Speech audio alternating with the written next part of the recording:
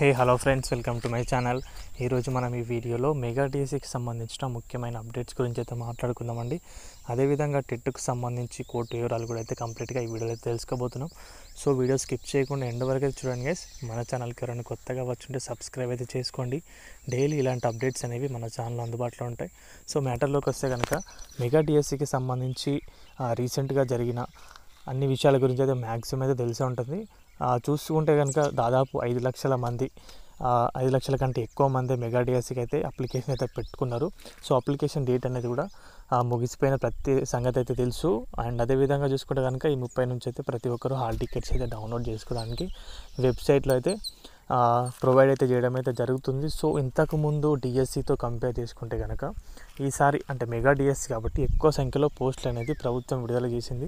So చాలామంది చెప్పారు 13,000 పోస్టులు 14,000 పోస్టులు తీసేశారని చెప్పేసి. సో అదేది నమ్మకండి, ఎందుకంటే పోస్టులు అనేవి యాజ్ పర్ నోటిఫికేషనే ఎన్నైతే ఉన్నాయో అన్ని పోస్టులు అనేది అయితే భర్తీ అయితే చేయబోతున్నారు. 16,347 పోస్టులు. సో ఇంతకుముందుతో కంపేర్ చేస్తే చాలా ఎక్కువ పోస్టులు అనేది చెప్పొచ్చు, దాదాపు డబుల్గా ఉన్నాయి. అండ్ కాంపిటీషన్ చూసుకుంటే కనుక కాంపిటీషన్ అనేది తగ్గింది, ఎక్కువ సంఖ్యలో కాంపిటీషన్ అనేది తగ్గిందనేది చెప్పొచ్చు. సో ప్రతి ఒక్కరు కూడా మంచిగా ప్రిపేర్ అవ్వడానికి ప్రయత్నం అయితే చేయండి గైస్. సమయం అనేది చాలా తక్కువగా ఉంది.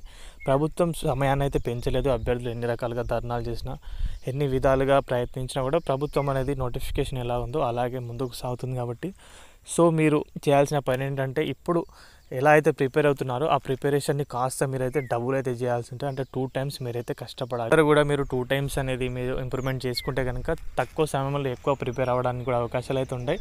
సో టెట్లో వచ్చిన మార్క్స్ కూడా అనేవి చాలా ఎక్కువ, అంటే క్రూషియల్ పార్ట్ అనేది రోల్ అనేది ప్లే చేస్తుందని తెలుసు. సో మార్క్స్ అనేవి తక్కువగా ఉన్నవారు ఇంకా ఎక్కువగా మీరైతే ప్రిపరేషన్ అయితే చేయాలి. కాంపిటీషన్ కొంచెం తక్కువగా ఉంది. సో అవకాశాలు కూడా మంచిగా అయితే ఉన్నాయి. కాబట్టి మంచిగా ప్రిపేర్ అవ్వండి గైస్ ప్రతి ఒక్కరు. సో టెట్ గురించి చూసుకుంటే కనుక టెట్ అనేది కంప్లీట్గా డిఎస్సి అనేది పూర్తయిన తర్వాత మాత్రమే ఇంకొక టెట్ అనేది పెట్టడానికి అవకాశాలు అయితే ఎక్కువగా కనిపిస్తున్నాయి. కోర్టు అనేది దాని హియరింగ్ 15వ తారీఖు వరకు అయితే వేసింది. కాబట్టి సో అప్పటిలోపు డిఎస్సి ప్రక్రియ ఆల్మోస్ట్ సగానికైతే వస్తుంది.